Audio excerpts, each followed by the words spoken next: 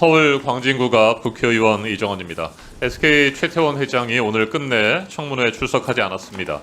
강한 유감을 표합니다. 저는 어제 최태원 회장의 사과도 정말 진정성이 있는지 모르겠습니다. SK텔레콤은 물론이고 SK그룹 전체가 제가 생각하기에는 가입자들의 피해보다는 고객들이 번호 이동을 통해서 대거 빠져나갈 것을 우려하고 있는 것처럼 보입니다. 그러면서 회사가 존립 기반을 잃지 않을까 이 부분에 대한 존립 기반에 대한 우려만 계속하고 있다는 생각이 듭니다. 과연 고객 우선, 가입자 우선인지 저는 도대체 모르겠습니다. 아닌 것 같습니다. SKT의 손실과 존립 기반 붕괴만을 우려하고 있는 SKT와 SK그룹에 대해서 우리 국민들은 여전히 분노하고 있습니다. SK텔레콤은 지난 3주 동안 국민의 신뢰를 크게 잃었습니다. 무거운 책임감을 유영상 대표께서는 느끼셔야 합니다. 느끼고 계십니까? 예, 그렇습니다. 네, 지금이라도 피해자인 고객의 눈높이에 맞춰서 실효성 있는 대책을 반드시 내놓아야 합니다.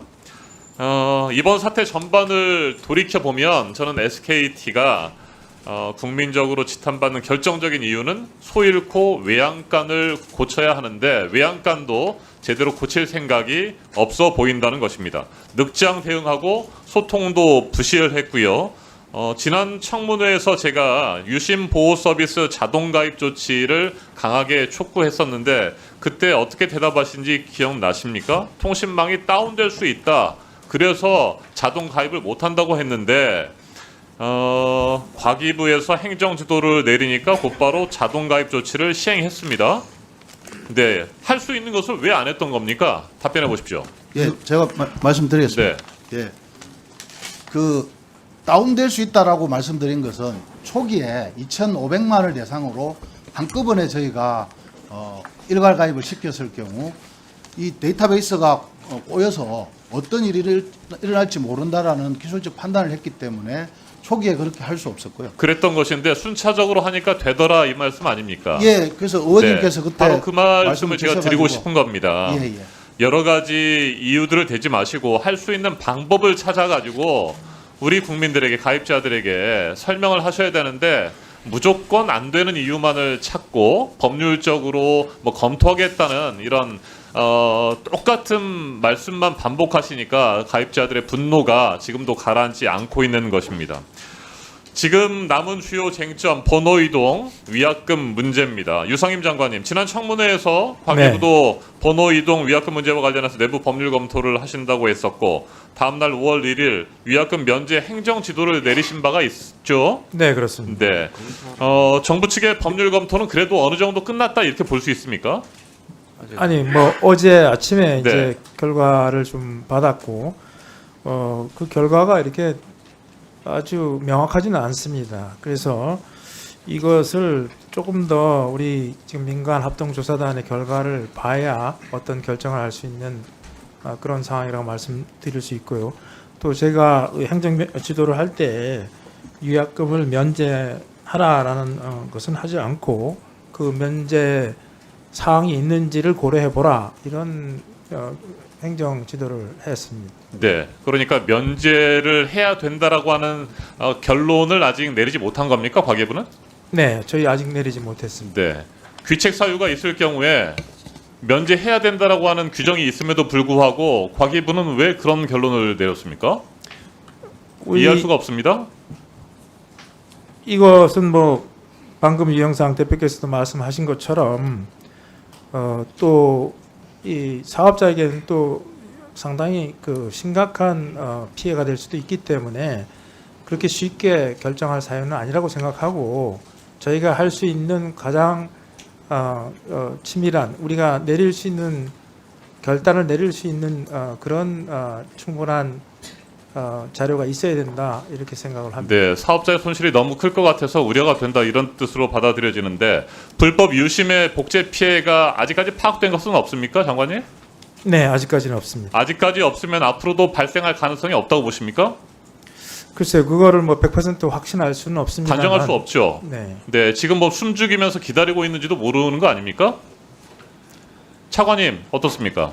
뭐 피해가 없다 이게 단언할 수는 없습니다. 네, 해킹 수법이 워낙 보도화돼 있고 치밀하기 때문에 지금은 당장 드러나지 않지만 피해가 발생할 수도 있는 것 아니겠습니까? 예, 현재까지 피해 보고 없다는 게 맞는 말씀이고요. 네. 앞으로의 과정에 대해서 단언할 수는 없다. 이렇게 네, 말씀. 유영선 대표님. 예. 앞에서도 동료 의원들의 질문에 대해서 답변하셨는데 고객 이탈로 인한 손실을 굉장히 우려하는 것 같습니다.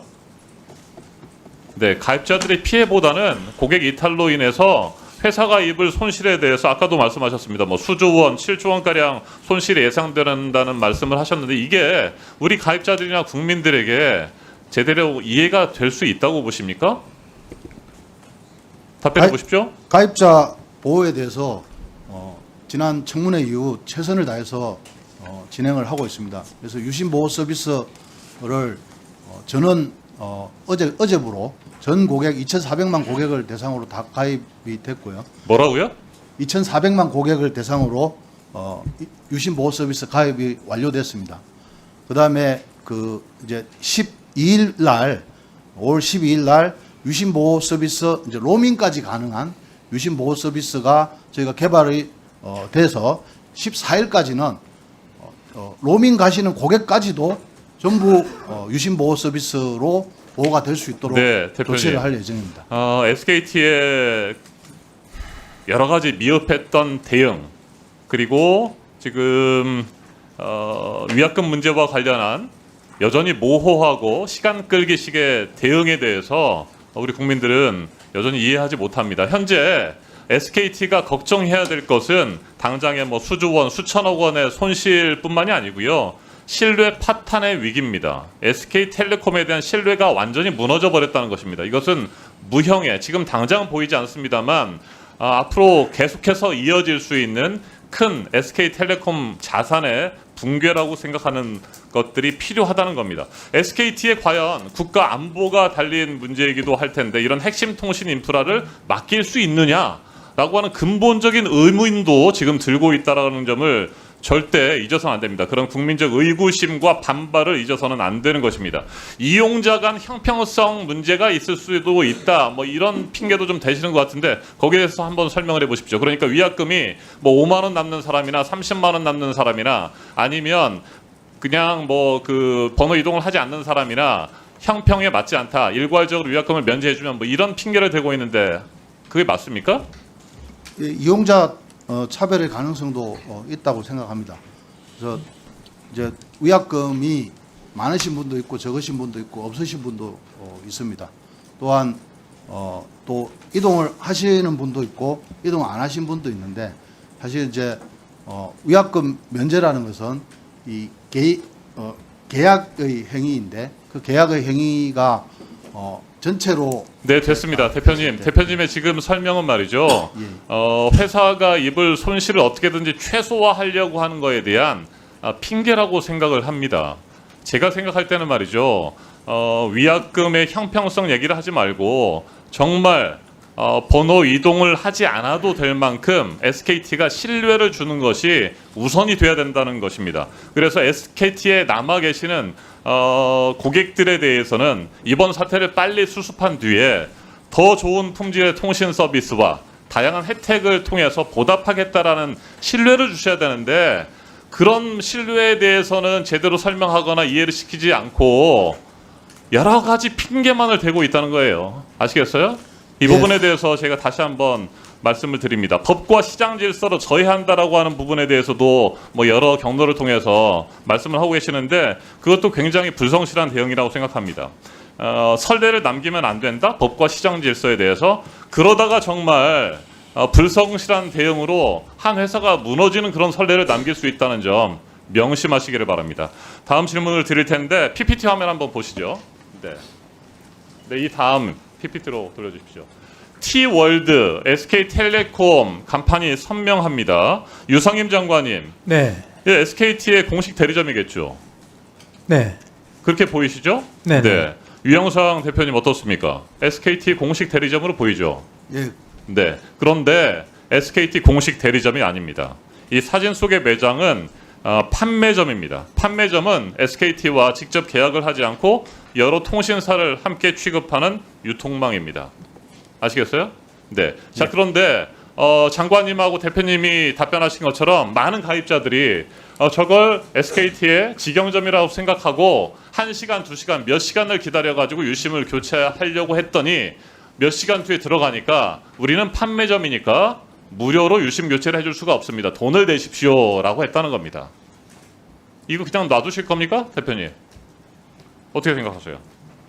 예, 저도 이 보고를 받았습니다만 지금 저희 유통 구조가 이제 대리점이 있고 직영점이 있고 대리점이 있고 판매점이 있는데 네, 그러니까요. 보고를 판매점은- 받으셨으면 빨리 조치를 취하셨어야 되는데 도매 대리점, 판매점이 유심 교체는 유료라는 설명을 제대로 하지 않은 상태에서 가입자들이 몰려도 그냥 가만히 있고 돈을 받고요. 자, 이분이 얼마를 냈냐면은요. 그다음에 PPT 한번 보여주십시오. 영수증까지 저희가 확인했습니다. 7,700원의 유심 교체료를 내고 네, 결국에는 유심을 바꿀 수밖에 없었습니다. SKT의 공식 대리점 안내와 관련해서는 뭐 오프라인에 대한 안내가 전혀 없습니다. 지금도 아시겠어요?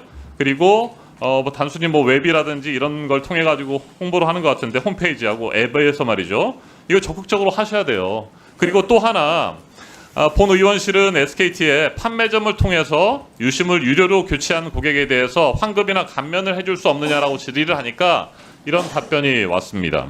4월 28일 이전에 공식 대리점이 아닌 경로를 통해서 유심을 유료 교체한 고객에 대해서는 비용을 감면해 주겠다. 그런데 4월 28일 이후에는 유료로 교체한 사람들은 감면해 줄 수 없다. 이게 도대체 뭡니까? 4월 28일 이전은 되고 28일 이후는 안 된다는 것이. 이게 말이 됩니까? 답변해 보세요.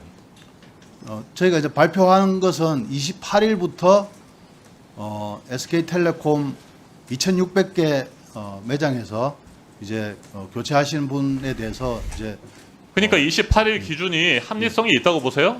어, 자, 그리고 예. 판매점이나 직영점에서 가입한 사람들에 따라서 SK텔레콤의 고객이냐 아니냐가 달라집니까?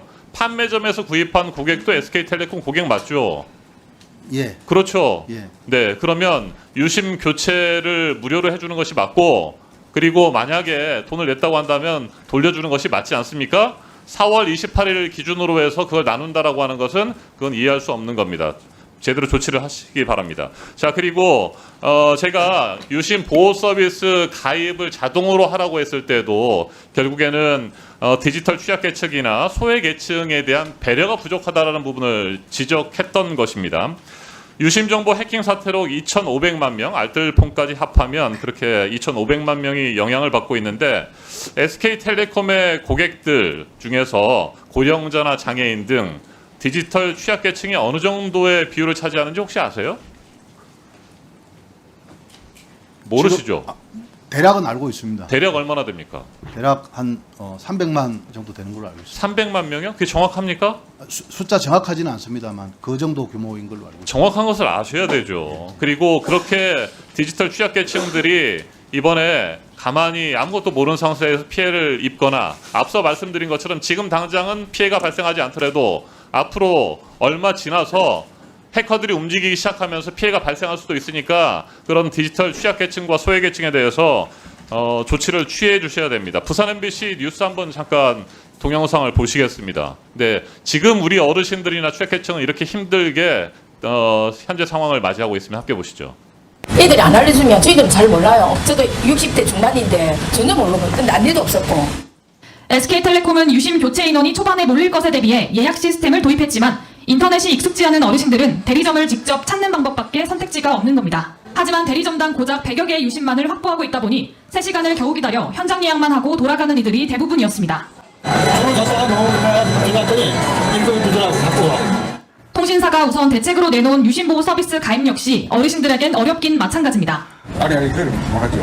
할 줄 모르니까. 오요 아가 직접 얘기를 하기 위해서 네, 자 유심보호 서비스 물어보니까 아니 그거 얘기하지 마라. 나는 무슨 말인지 모르니까라고 답변을 합니다. 한겨레 신문 기사를 한번 좀 보겠습니다. 여기도 보면 어르신들께서 SKT 유심 해킹에 대해 속수무책이고 예약이 어려워서 그냥 폰을 꺼두려고 하신답니다. 폰을 꺼두면 해킹 피해가 없을까 이렇게 생각하시는 겁니다. 네, 그것도 아닌데 말이죠. 자, 그래서 저는 이런 어르신들이나 장애인들을 위해서 SK텔레콤이 고령자나 장애인들 취약계층을 위한 찾아가는 유심 교체 서비스를 좀 해야 된다고 봅니다. 300만 명이 됐든 뭐 500만 명이 됐든 이분들을 찾아가서 이분들의 유심을 좀 직접 교체해 주거나 아니면 택배 서비스를 통해서 또 택배 서비스 하시는 분이 교체를 해주도록 한다거나 이런 적극적인 취약계층을 위한 노력이 필요하고 그런 것들을 통해서 가입자들, 고객들의 신뢰를 회복하려고 노력하셔야 된다는 겁니다. 아시겠어요? 예, 알겠습니다. 3천억 원의 회사 손실만 걱정하지 마시고 이에 대해서 답변해 주세요.